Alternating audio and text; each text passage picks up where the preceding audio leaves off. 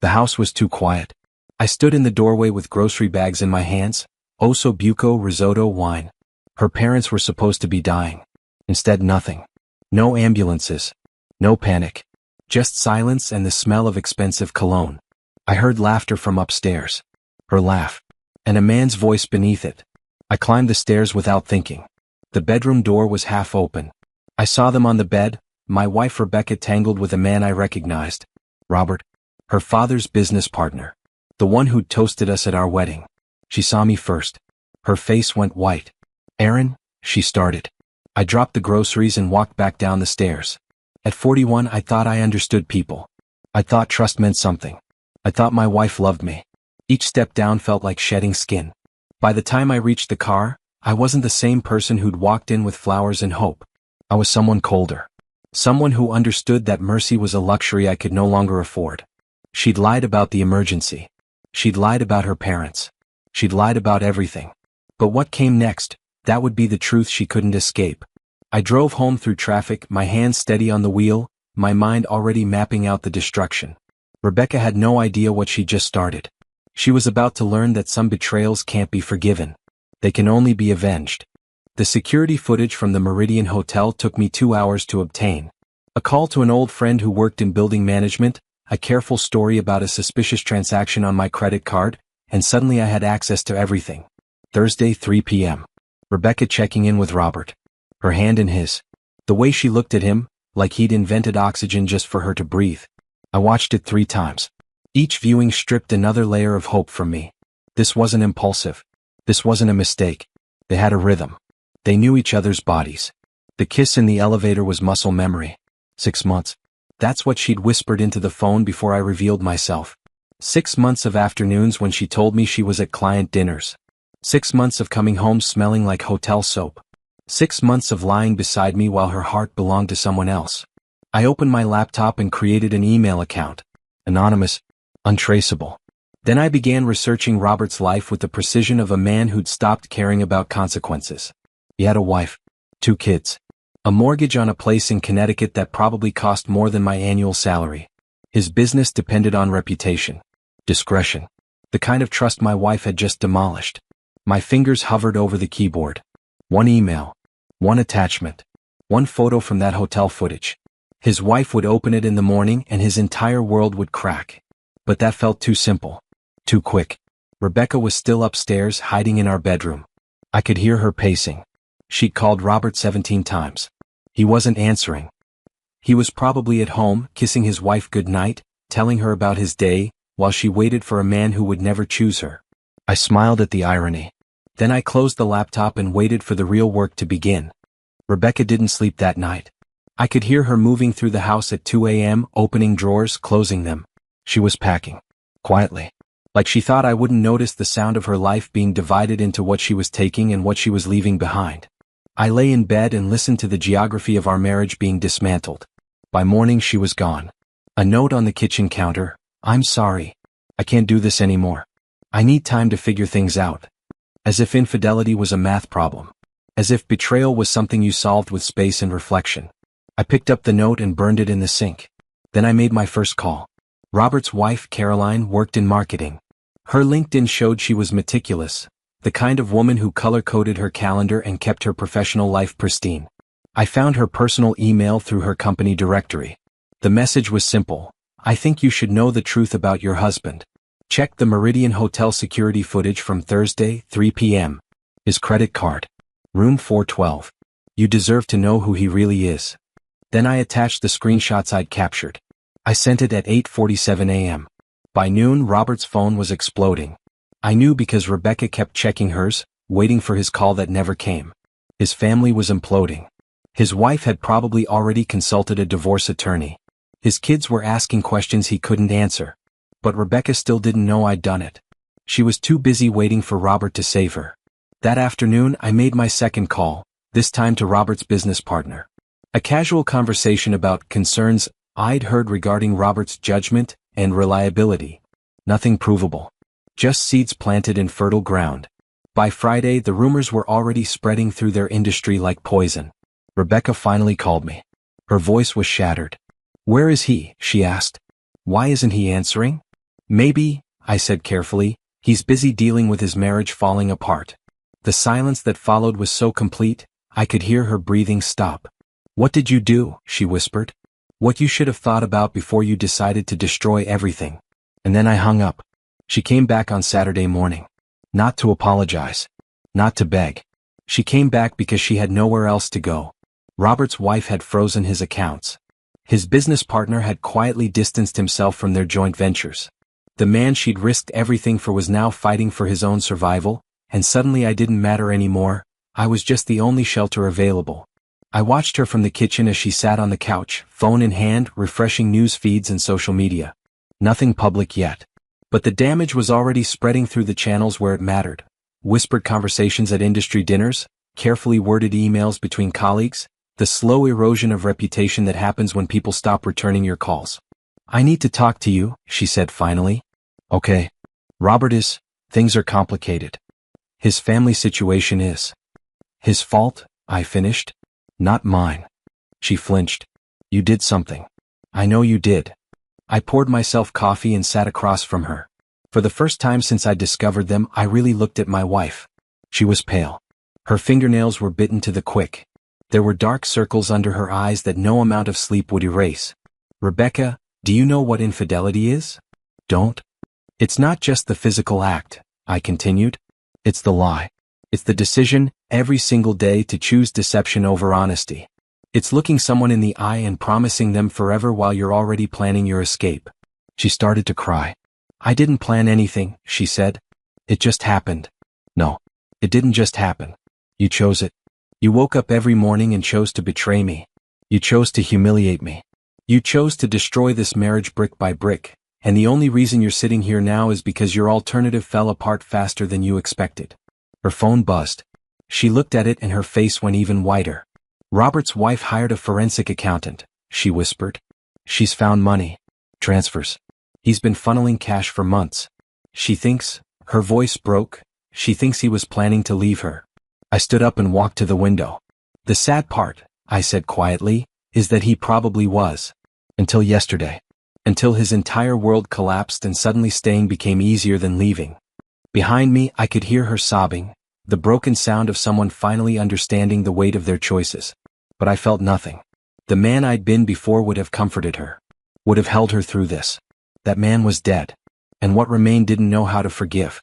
Monday morning, Robert's business partner called an emergency board meeting.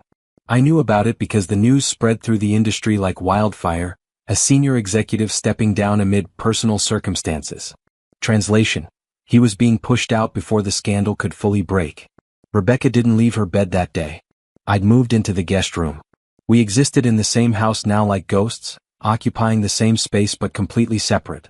She'd stopped calling Robert around Sunday. His wife's forensic accountant had found everything. The hotel bills, the jewelry purchases, the conversations about their future together, that Robert had apparently promised but never intended to deliver. He was a coward, I realized. The kind of man who wanted the thrill of infidelity without the consequences. Who wanted two lives without sacrificing either one. Rebecca had believed in him because she was desperate to believe in something that justified her own betrayal. Tuesday, I sent an anonymous tip to a journalist I knew at the Times business section. Not about Rebecca and Robert's affair. That was private, however humiliating. But about Robert's financial irregularities. The transfers his wife's accountant had found. The pattern of behavior that suggested someone covering tracks. By Wednesday, the story was being investigated. Rebecca finally came downstairs. She looked like a ghost of herself, hollow, transparent, barely there. His wife knows, she said. About us. About everything. Yes. Did you tell her? I sent her evidence. What she chose to do with it was her decision. You destroyed him, Rebecca said, and there was something in her voice that might have been horror or might have been admiration. I couldn't tell any more. No, I said. He destroyed himself. I just made sure he couldn't hide from it. She sat down at the kitchen table. For a long moment, neither of us spoke. What happens now? She asked finally. I looked at my wife, this woman I'd promised forever to, who'd promised me the same lie, and I realized I didn't know the answer. The revenge part was almost complete. Robert's life was dismantling in real time. His marriage was over. His business was collapsing. His reputation was being systematically destroyed by the very people who'd once considered him a peer. But standing in my kitchen, looking at Rebecca's broken face, I understood that destroying him hadn't healed me. It had only proven how broken I'd become. I don't know, I told her honestly. I genuinely don't know anymore. And that terrified me more than anything else. The Times article ran on Friday with the headline, "Local Executive Under Investigation for Financial Fraud." They didn't mention Rebecca. They didn't mention me. They just laid out the facts, the transfers, the discrepancies, the pattern of behavior that suggested someone systematically moving money through shell accounts. Robert's lawyer issued a statement denying everything. No one believed him. I watched Rebecca read the article on her phone, and I saw something shift in her face. Not relief. Not satisfaction. Just the slow recognition that what we'd both set in motion couldn't be stopped anymore. She'd packed a bag by evening. "Where are you going?" I asked, though I already knew. "Away. I need to think. I need to understand how we got here." "We got here because you chose to," I said. "That's the only answer you need." She flinched but didn't argue. At some point, argument requires the energy to defend yourself. She had none left. I drove her to a hotel, not the Meridian but something smaller, quieter. A place where no one would know her name or her story. She sat in the passenger seat with her hands folded in her lap, staring out at the city passing by. "I loved you," she said as we pulled up to the entrance. "No, you didn't," I replied. "You loved the idea of me. You loved the safety I represented. You loved having someone to come home to while you were busy falling in love with someone else. But you never loved me. Not really." She didn't deny it. That night, alone in our house, I realized something that made my chest tight. I wasn't happy. The revenge I'd orchestrated with such precision hadn't made me feel vindicated or powerful or even satisfied. It had just made me hollow. Robert's marriage was ending. His career was ending. His reputation was being systematically dismantled by people who'd once called him friend. And I'd done it all. But sitting in my empty house, I understood that I'd destroyed something in myself in the process. The man who could forgive. The man who could move forward. The man who believed that love meant something. That man was gone. Replaced by someone who understood, too late, that revenge is a poison you drink expecting someone else to die. My phone buzzed. A text from an unknown number, "Thank you for ruining my life.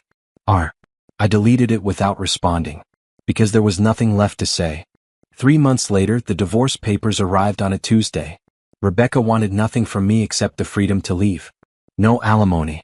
No settlement. Just her name removed from everything we'd built together. The lawyer kept asking if I wanted to negotiate to protect my interests. I signed everything without reading it. What was the point? Robert's case had gone to the prosecutor. The financial fraud charges were substantial, enough to guarantee prison time if he was convicted. His wife had already finalized their divorce. His children were asking questions about why Daddy wasn't coming home anymore, and no one had good answers for them. I should have felt vindicated. Instead, I felt the weight of what I'd done settling into my bones like a disease. I started going to the office less. My business partner asked if everything was okay. I told him yes and went back to my desk and stared at spreadsheets that meant nothing. Work had been my refuge once. Now it was just time I had to fill. One afternoon, I saw Rebecca at a coffee shop downtown. She didn't see me. She was sitting with a therapist. I could tell by the way they were talking, the careful listening, the notebook open on the table. She looked different. Smaller. Like she was rebuilding herself from the ground up. I thought about approaching her. Telling her I was sorry. Telling her that I'd let revenge consume me until there was nothing left but the hollow satisfaction of watching someone else suffer. But I didn't. Because some conversations, once broken, can't be repaired by apologies. Some damage goes too deep. I left the coffee shop and drove home to our empty house. My house now, since she'd signed everything away. The rooms echoed with the absence of her. The kitchen where she'd cooked breakfast on Sunday mornings. The bedroom where we'd once made love before everything became a performance. That night, I received a call from Robert's attorney. He was offering a settlement, money to make the investigation go away quietly. To stop the momentum of the case against him. I almost laughed. "Tell your client," I said carefully, "that some things can't be bought." After I hung up, I realized that was a lie. Everything could be bought. Loyalty. Love. Forgiveness. Revenge. We were all just pricing ourselves and waiting for the right offer. I'd sold myself for the satisfaction of watching my wife suffer. And now I was living in the house I'd won, alone with the knowledge of what I'd become. The irony was exquisite. And unbearable. A year later, I received a letter from Rebecca. It came to the house, forwarded through her attorney's office. I almost didn't open it, but I did. I've been in therapy for months now, she wrote. Learning to understand why I made the choices I made. Why I needed to betray you. Why I chose a man who was never going to choose me back. I'm not asking for your forgiveness. I don't deserve it. But I wanted you to know that I understand now what you did, and why. You didn't destroy Robert to protect me or to save our marriage. You destroyed him because destroying him was the only way you knew how to feel powerful again. And I understand that. Because that's what my affair was too, a way to feel powerful in a marriage that had already died. We were both just trying to resurrect ourselves in the bodies of other people. I hope you found peace. I'm beginning to. It's slower than I expected and harder, but it's real. I don't expect you to respond. I just wanted you to know that I see you now. The real you. Not the man I married, not the man I betrayed, but the man you became when you chose vengeance over healing. I'm sorry for what I did to you. I'm sorry for what you did to yourself. Rebecca. I read the letter 3 times. Then I burned it just like I'd burned her goodbye note a year ago. But this time the act felt different. Not like destruction. Like release. I'd spent 12 months systematically dismantling Robert's life. Financial ruin. Professional exile. A marriage ended. Children confused and hurt by a father's choices. And yes, Rebecca had suffered too. The guilt, the shame, the understanding that the man she'd risked everything for had never intended to catch her when she fell. I'd won. But winning had cost me everything.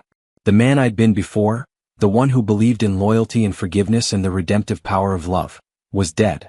Not killed by Rebecca's infidelity. Killed by my own choices.